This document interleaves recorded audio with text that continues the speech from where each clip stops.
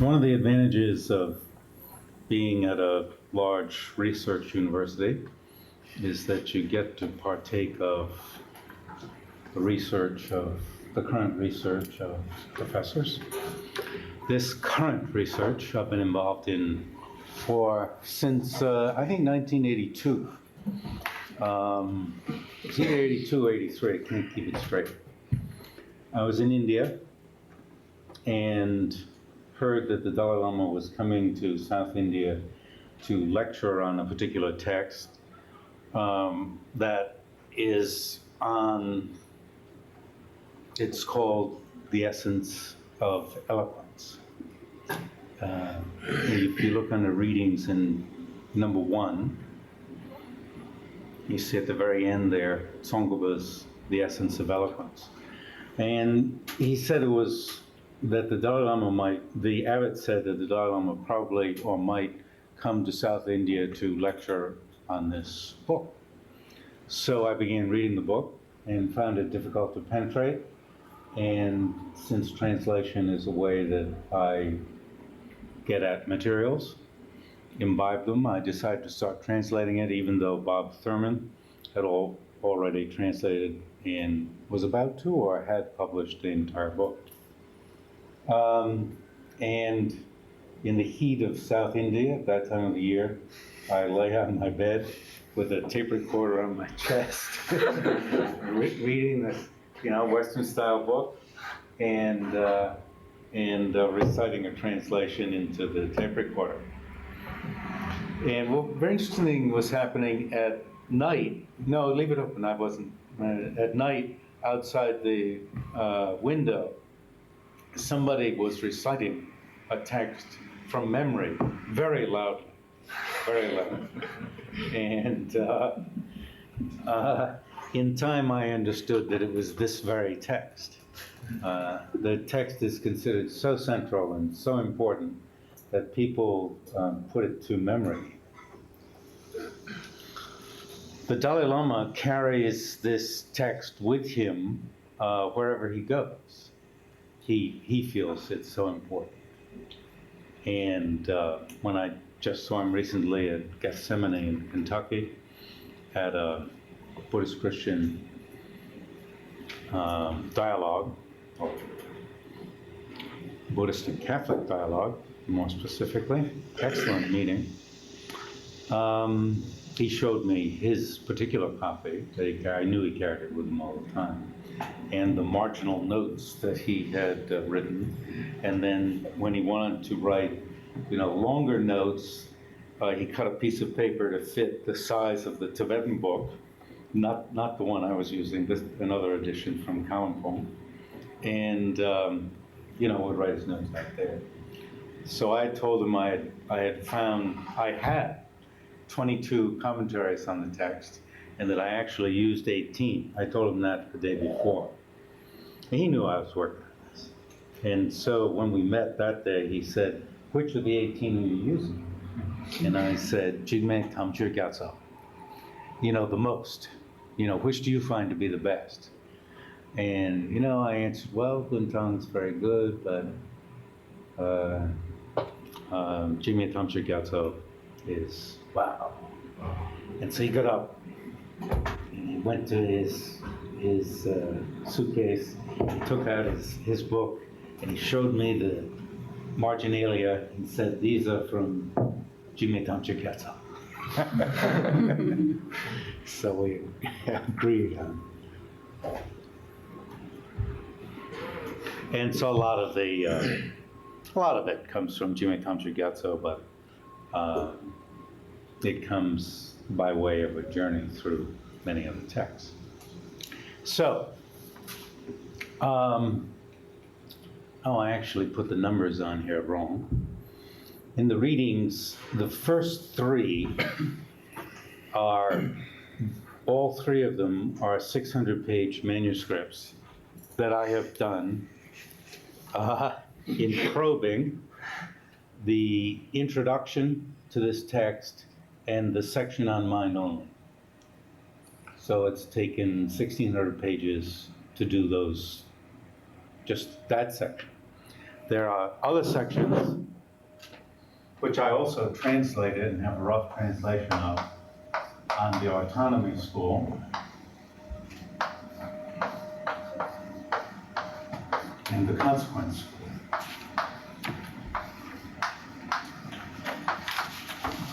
These being, which we won't be getting into, but it's just to place it a little bit. These being in the Middle Way School or Mahima School. Subdivision.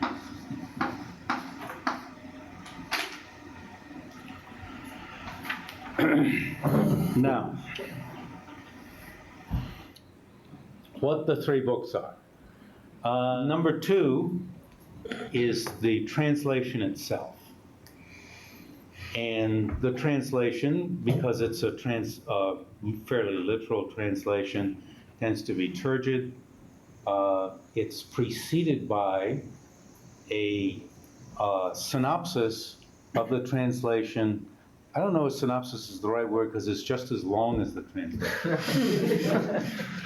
In more palatable English, okay? Bringing up a few things that aren't brought up in the text, but not trying to introduce issues. Just saying the same thing as is in the translation. And it's immediately cross-referenced so that you can turn to the corresponding section of the translation or from the translation to it. Then with the translation, there are notes at the bottom of the page of interesting material, I'll call it interesting. And at the end of the book is uninteresting endnotes that are just citations of where the material was drawn from. Otherwise you couldn't stand, you'd always be looking down at the bottom of the page. You decide not to read the notes. Also in the footnotes are Sanskrit and Tibetan for those who want to see what the original language is. Now, in writing the commentary, that has now been, these books have been split into 3 different standalone books. The really juicy stuff you see is in what is now number 1. Readable, hopefully accessible, one sentence leading after the leading from the other, easing one into the topics, etc., not shying away from big topics, but they're bigger topics. And that is, I've been working on it for years, obviously, with a very complex, 18-chapter layout of what's in the text, okay? So this book, I claim, is easy to get at. Then number 3 is Absorption in No External World. I pulled out of the original 1,600 pages the difficult to read, minor, well, I don't know about minor, they're very interesting issues. But when you found them inside the 169 buried in this, you didn't know if you were dealing with a major or minor issue. Your eyes would glaze over and you'd say, when will this be over? And so I pulled it out and made it as a standalone volume. That, of course, is referenced to well, especially the translation. I'm not sure it's referenced clearly to this. And you have a list of all 169, and you can see that how many pages they last. And if it's 169 and goes on for 600 pages, it's not that many pages for each one. You can dispose of that particular issue, jump on to some other issue, and it is completely coordinated with the translation. The translation refers you to these issues. And, we'll get to them. They're like background. Or not background, they are postgraduate studies or something like that. Interesting things to delve into to give you an idea of how these issues have been treated over the centuries and how people make a mess out of issues, you know, because it's a highly developed tradition, and so they're trying to stimulate the metaphysical imagination, really, the imagination into reality, the imagination beneath, beyond appearances, if we call that metaphysical. It was a newspaper person from Germany many years ago in India used that phrase, and I thought it was quite true. You know, you're getting away from just your senses, and you're trying to penetrate the reality behind things like tables, bodies, persons, and so forth. It's a very interesting journey. And why it's taken me so long is that Tibetans have paid a lot of attention to this text, partly because it has some at least seeming contradictory statements, and partly because it's so brief. And the man who wrote it, Dzong-ka-ba, was looking at a great deal of material, and he'll just touch and tell you various things. So people have had to go in and look at it and find out what he was doing, find out what he was thinking, and they've had a really exciting time being drawn into these topics. So, the basic topic is whether there's, of the course, is whether there's an external world or not, whether everything is like a dream or not. And this system, being a mind-only system, you can imagine where it comes down on that issue. There is no external world, but that doesn't make everything into solipsism, that it's all your world, or everything is your mind, although how they avoid that is interesting in itself. So everything's like a dream. Perception of this table is not generated by the presence of an external table, but it's generated by an internal seed that produces both the consciousness looking at the table and the appearance of the table. And in the combination of seeds that go to produce a perception, it also falsely gives the impression that this is external. Because it's undeniable that when you look at, like, a wall, it appears to be a different entity from your consciousness. Like, one appears to be over here, and it appears to be over there. Now, that's the same way it appears in a dream. You know, as things appear in a dream, you're getting on a bus, it's an external world bus, and, you know, it's just seeds of perception, whatever you want to say, that are generating both the consciousness that's seeing the bus and the bus itself. And we mistake it to be external world bus, and that we're on our way to, where was it?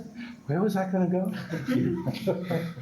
And by mistaking these to be external objects, we're drawn into unnecessary trouble, as in a dream. So that's the primary issue. Then, item number 4 is not ready for you, and I don't think it's needed now. It's the chapter on Cittamātra in my book, The Meditation on Emptiness, and K-Droop's Opening the Eyes of Fortunate. This book has also been done.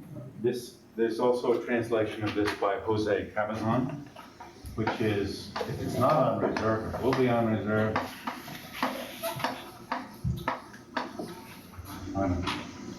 Jose did a very good job, but I thought it'd be helpful to have it in my own translation system. Then there's Cutting Through Appearances, which I have not ordered in the bookstore. It has a chapter on mind only. It's not where we're starting, though, and it's more secondary than anything else. The items are really 1 through 3. Then down in the bottom, I thought with Xerox on the slide for the class, Lord Acton's article on idealism. What's that called? It's not called History of Philosophy, or what's the equivalent of, for philosophy, of the Encyclopedia of Religion? Encyclopedia of Philosophy? Is that what it's called? The Encyclopedia of Religion and Philosophy. No. No. Just philosophy. But whatever. And these are short, very short. And later on in the semester, we'll take a look at what idealism or no external world systems, in a very short way, are laid out to be. I don't like to use the word in the West, in Europe and America, let's say. Okay? And I'm not recommending that you buy it. There's the Sutra Unraveling the Thought, which is quoted, the parts that you need are quoted extensively in these volumes, all three of them. John Powers has translated it, and if it's not on reserve, it will be on reserve. Thomas Cleary's Buddhist Yoga is not yet on reserve. There's a huge list of books and so forth, but they're not going to be assigned. They're just, what they are for is, when we finally get to writing a paper, to make some comparison of how this topic is treated in this kind of tradition and how it's treated in other traditions. Whether that be in Euro-American scholarship, or whether that be in Chinese scholarship, or whatever, wherever, okay? These are big topics throughout the Buddhist world. So, I prefer that you read this material now, and just this material, because you get a whole lot of ideas from everybody else, and you'll come with a jump. And it's easier to go through one system and see its layout, and then look at some other systems and see how they differ. I'm not interested in finding out who's right and who's wrong. I'm interested in finding out what the differences are. Why? Because it highlights each of the systems, right?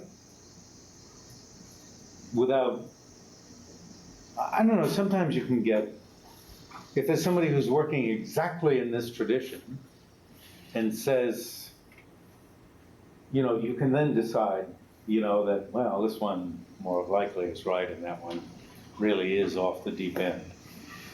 But as, there are all sorts of people who are interpreting Buddhism throughout many different countries, and I have absolutely no interest in pitting one against the other, except to make clear the differences, okay?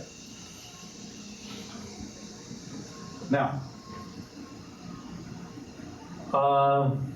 the basic topic is that Buddha said, and Buddha means what the traditions take to be Buddha. Whether Buddha actually said these things or not is questionable. Sutras weren't sutras.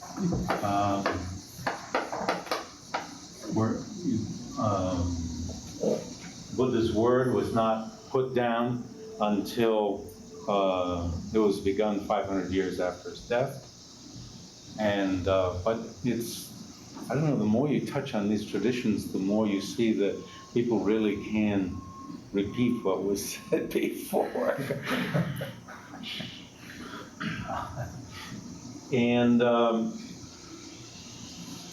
lot of Euro-American scholars claim that some of these sutras were forgeries, many of them forgeries, words put in his mouth by inventive scholar yogis and so forth in India. And since we do know of definite forgeries in Tibet and China and so forth, then, the door becomes open, certainly. And the traditions themselves look into what's a forgery and what's not. But what they decide is not a forgery is much wider than what the Euro-American scholars do. That's not my interest here. My interest is in what the traditions themselves take to be the word of Buddha. So, in the Perfection of Wisdom Sutras, Buddha said, all phenomena are natureless.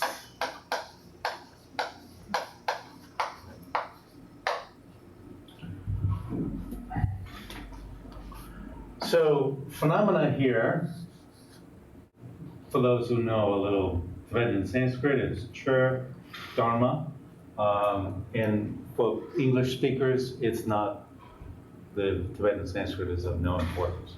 Okay. Now, phenomena, often there's a division of into phenomenon and nu and men. No. The noumenon would be the basic reality behind phenomena. And in fact, there's a use of the Tibetan and Sanskrit words that even suggests this. There is a text by Maitreya called Differentiation of, and I would think a really good translation would be phenomena and noumenon. In Tibetan, Chirthan Chuni, or in Sanskrit, Dharma, Dharmata, Vibhanga. Now, however, in the particular system that we're working in, the noumenon itself, so you see I'm translating, there are many meanings of the word dharma, but I'm translating the word dharma as phenomena. And dharma is then, meaning phenomena, is divided into, let's say, phenomenon and noumenon. So there are two meanings. Immediately we get into complexity, but there are two meanings of the word dharma then, right? One that includes noumenon, and one that doesn't include noumenon. Okay? So in this title, it's very clear that Buddha was referring also to the basic reality. I don't use the word noumenon, just because it carries all sorts of overtones of being independent and so forth. And so my own mentor back at the University of Wisconsin, Richard Robinson, and I talked about this one day, and he said, well, does the ultimate reality appear? Because phenomenon comes from a Greek root that has something to do with appear. Maybe one of you can tell me. And I said, yes, in this system. And thus, everything that exists is a phenomenon. It appears. Okay, anyway, phenomena here just means everything that exists. Everything that exists is natureless. He made a blanket statement that absolutely everything is natureless. But he also made statements like, you should practice the path. Now, natureless here is ngoni in Tibetan.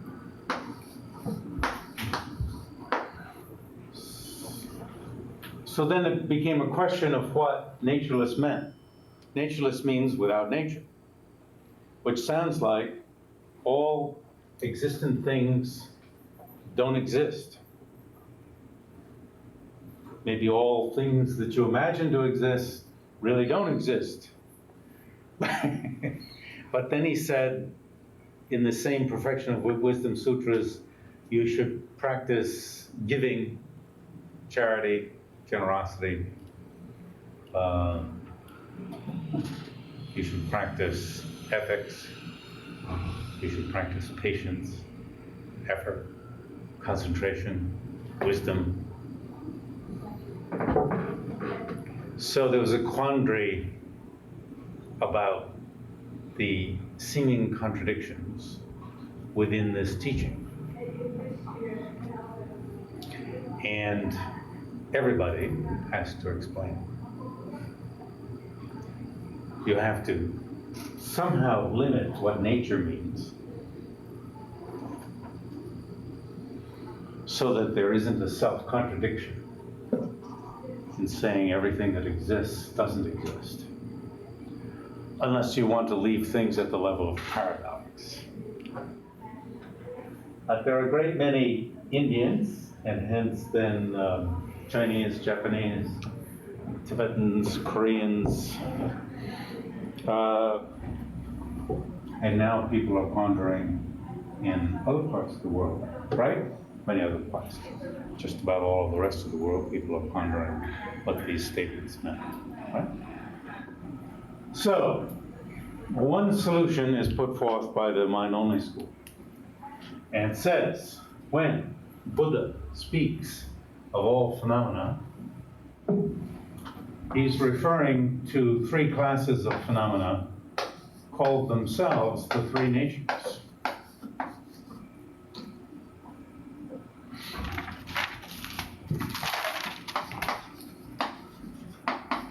Three classes of phenomena.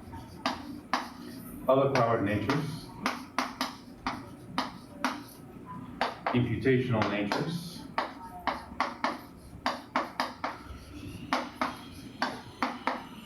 and thoroughly established natures.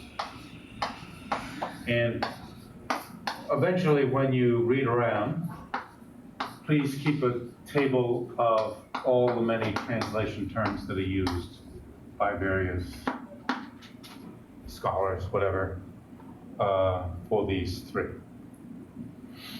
These are my choices. So what they say is Buddha was referring to three different classes of phenomena.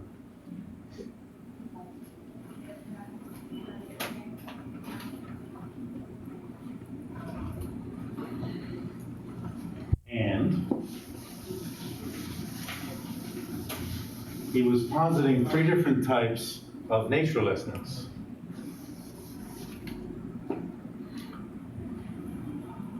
Let me give you the Tibetan of the basic statement. Chotanchi, Ngoni Mera.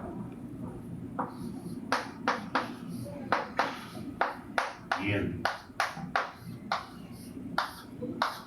Okay.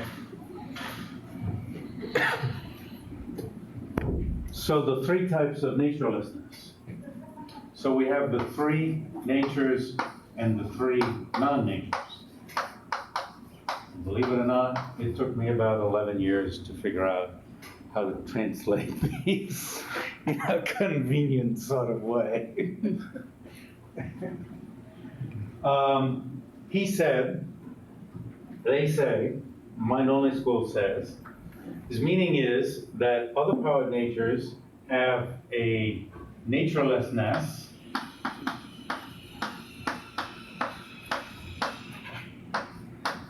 how, in terms of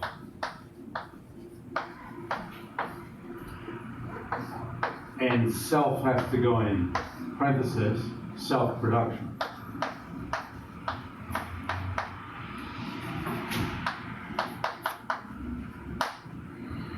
These phenomena don't produce themselves.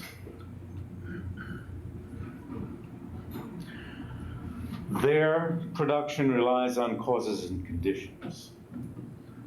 They are not produced under their own power. If this table produced itself, it would produce itself for every moment throughout eternity. Do you follow? The exact same table would be replicated. Now we came in and saw this table when we sat down. We're seeing it now. It's just a similar table. right? And the similar doesn't mean you brought in another one, but it's changed. So it's not produced under its own power. It's not produced causelessly. It's not just there. Everything depends on causes and conditions. And why did Buddha teach this first? He taught it first to alert people that their current situation depends upon causes and conditions, and that it won't last, and to figure out what those causes and conditions are, and to practice virtue, give up non-virtues, etc., set up the karma so that the future will be good, really. It's the initial turning of the mind away from fractured, negative, counterproductive activities. So that's the naturelessness in terms of production. Then, the naturelessness in terms of character.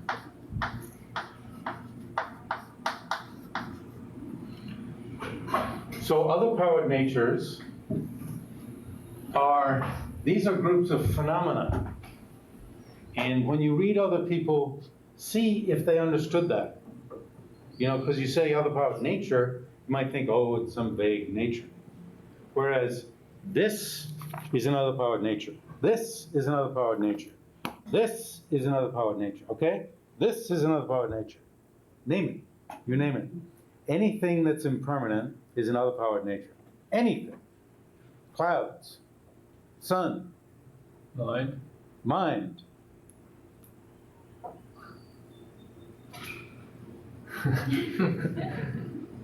Now, I prefer this very literal translation. Some people use dependent nature. You can see why. It depends on causes and conditions. The Tibetan is shenwang, other power. Under these things which are under the other power, the power of causes and conditions, under the power of other causes and conditions. We don't exist in and of ourselves. We depend upon causes and conditions, which is a real revelation, right? When people understand they're going to die, when they understand that their health depends upon factors, it's not just going to be there. When they understand that their financial situation can fall apart.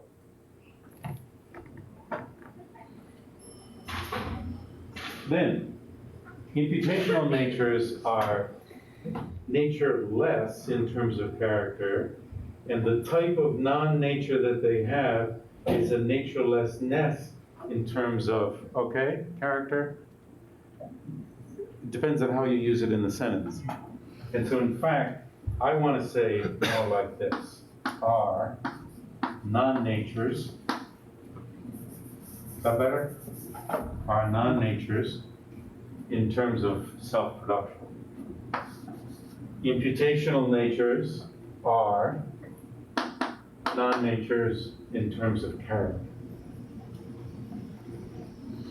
So you understand how to shift it from are non-natures to nature-lessness in terms of character. If you ask, what are the three types of nature-lessness? You begin it all with nature-lessness. And if you say, what are the three non-natures? You just begin it with non-nature. Okay? It makes it, you don't want to get all tied up in nature-lessness all the time. Imputational natures, how are they non-natures? They are non-natures.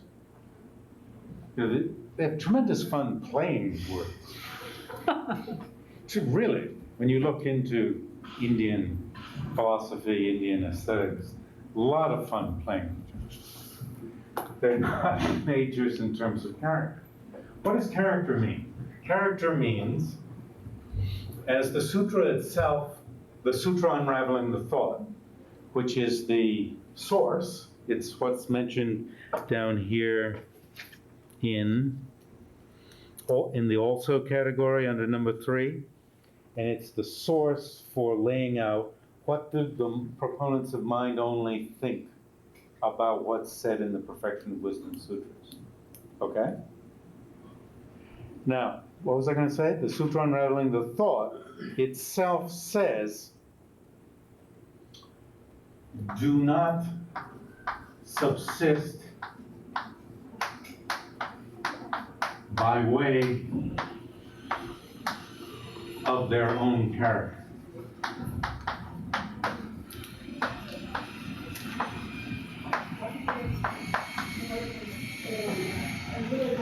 Thus, character is taken to mean not subsisting by way of their own character. Another way, a more common way, as the tradition developed, was to say not established by way of their own character. In Tibetan, Rangitsenyi Machuba.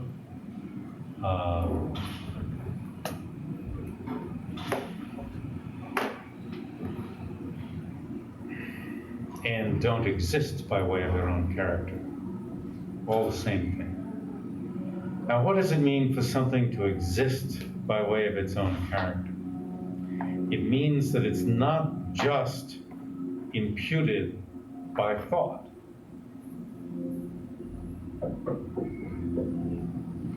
And you get into, this very interesting topic to pursue. Now, what kind of things are we talking about here? Things like uncompounded space. Uncompounded space exists. It's not impermanent, it's permanent. It's not made by causes and conditions. What is uncompounded space? It's the absence of obstructive contact that allows my hand to move here. So then, as I always ask, is there an absence of obstructive contact here? Okay, the wall couldn't be here if there wasn't an absence of obstructive contact here. It's the wall that's blocking my hand. We're not talking about the obstructive contact that's blocking my hand, but there's space everywhere. Otherwise, the wall couldn't be here. So there's nothing but uncompounded space. Does that eliminate the existence of everything else? It's interesting to think about.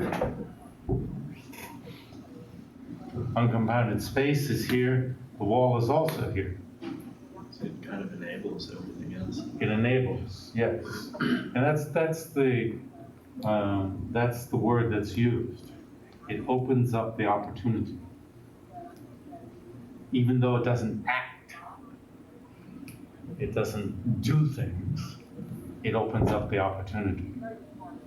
So it doesn't act, it's not created by causes and conditions. So we're not talking about the space that you see with your eyes, with your eye consciousness. This is a form. And there are spaces that you see with the mental consciousness that are forms. And then there's this other kind of space that can only be seen with the mental consciousness, seen, perceived, understood, realized, that exists everywhere.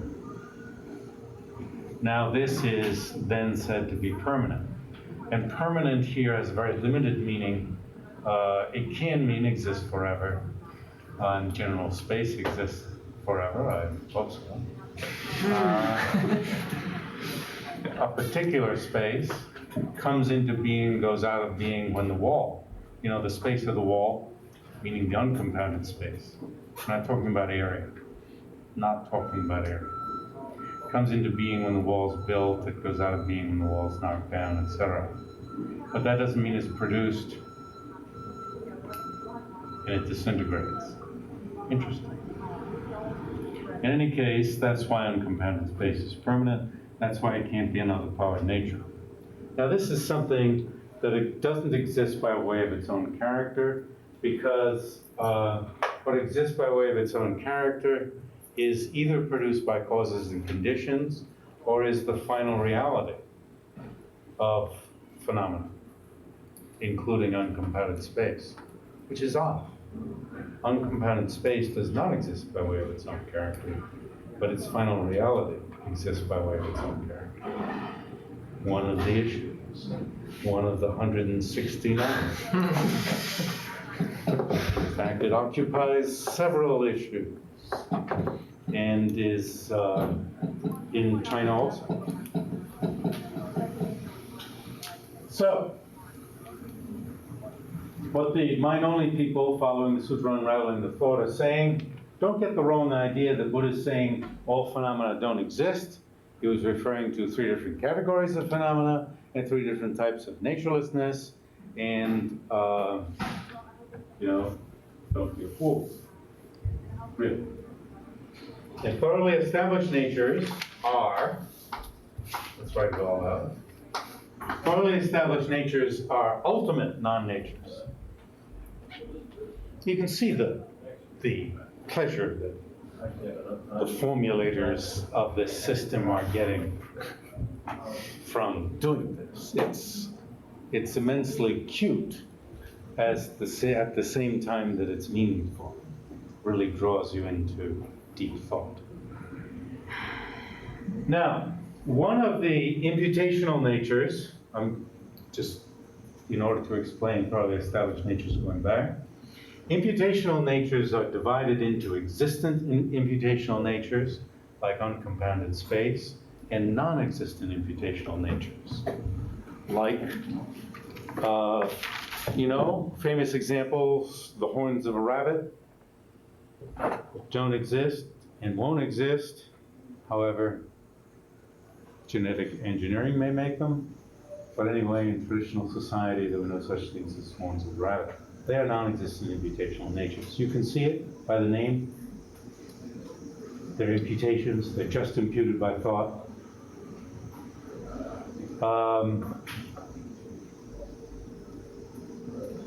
That Aryans are the superior race. That's an imputation. As far as I'm concerned, anyway. And it's an imputational nature that's believed in, still believed in by some. That makes a hell of a lot of trouble. Racial differences and so forth. And what will be somebody's imputational nature will be another person's other power nature, right? And if you believe in imputational natures that are contrary to the fact, you're drawn into suffering.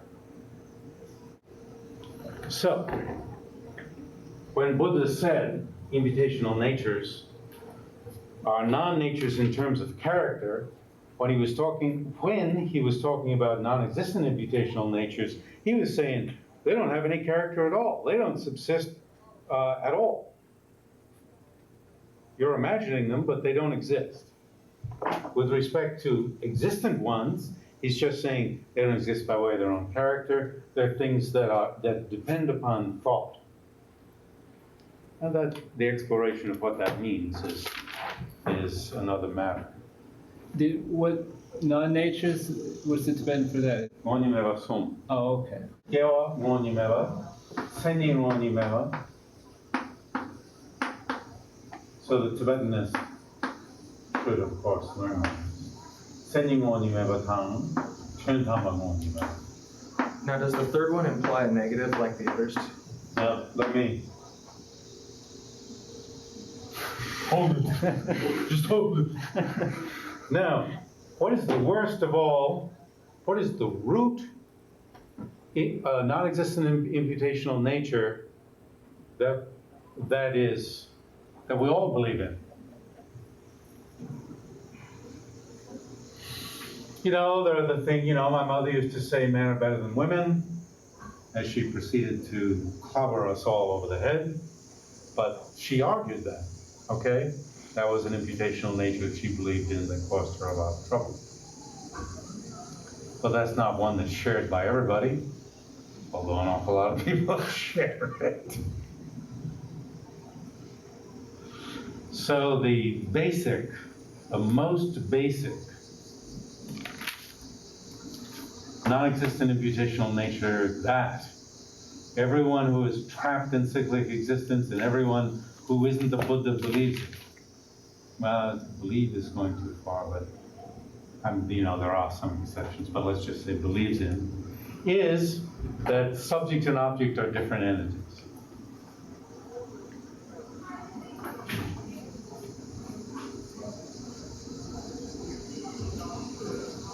So once Buddha taught about other power natures, he wanted to say something about them.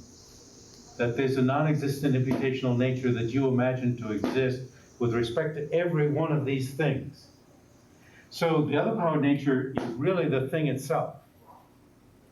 The imputational nature is some quality, and as more fits with the word nature. The first word nature is used somewhat oddly, isn't it? It's sort of like that which has the nature of being other power, powered by other causes and conditions. The second just seems to be the quality. And it's a quality that infects our raw perception, not just how we think about things. Because all of us can agree. You see, this system is not just about how we think about things, but all of us can agree that that door appears to be a different entity from my eye consciousness, from me. When I hit this and it hurt, that this appears to be a different entity from me. And that is the basic cause of all problems, of all finitude, of all limitation, of all suffering, that is why we are not omniscient. Simple. Without this, without the belief in the appearance of this, we would be omniscient.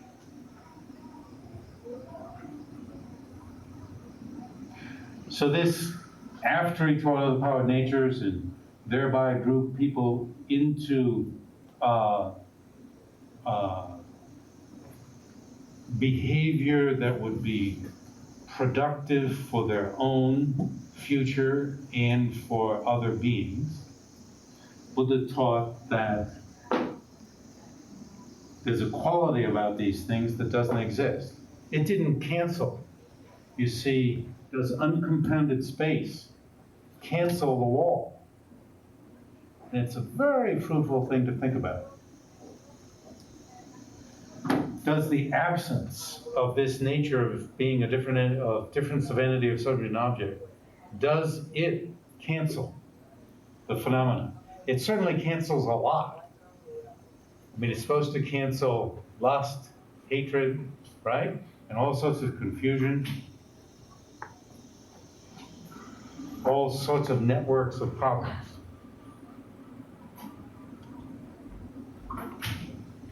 Now, he said that this imputational nature is just imputed by conceptuality, by thought, and doesn't exist by way of its own character. Now, what is the thoroughly established nature? It is the absence of subject and object being established as different entities. That absence, that emptiness.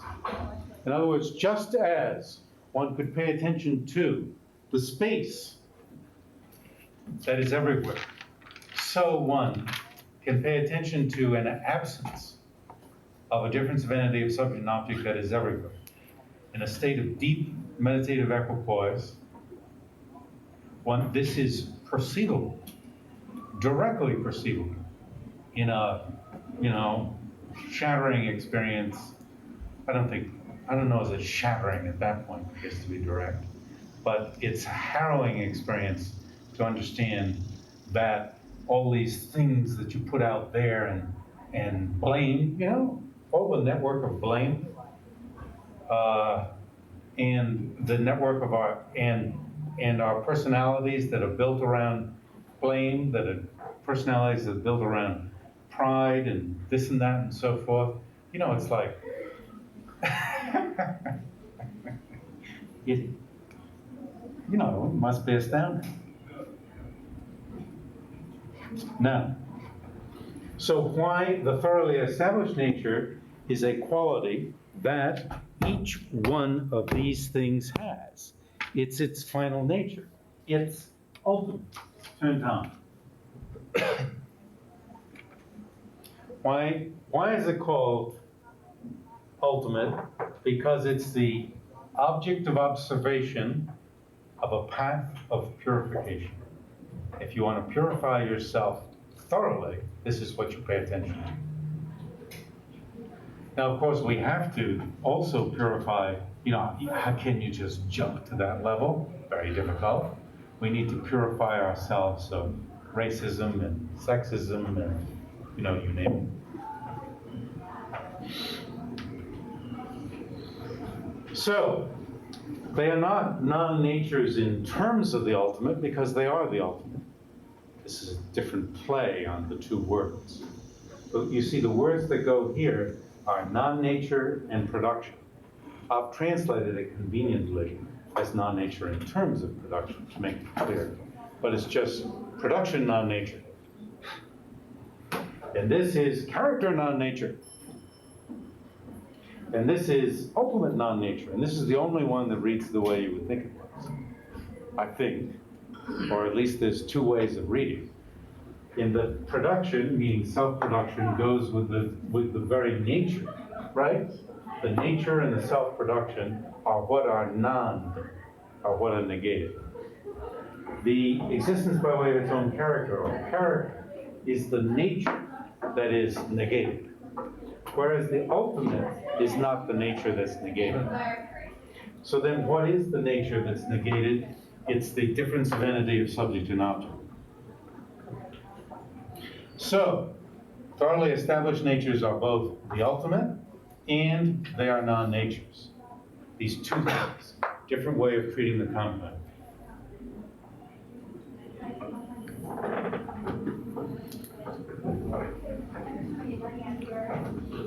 So, this is what it's this that we're exploring pretty much for the whole course, really.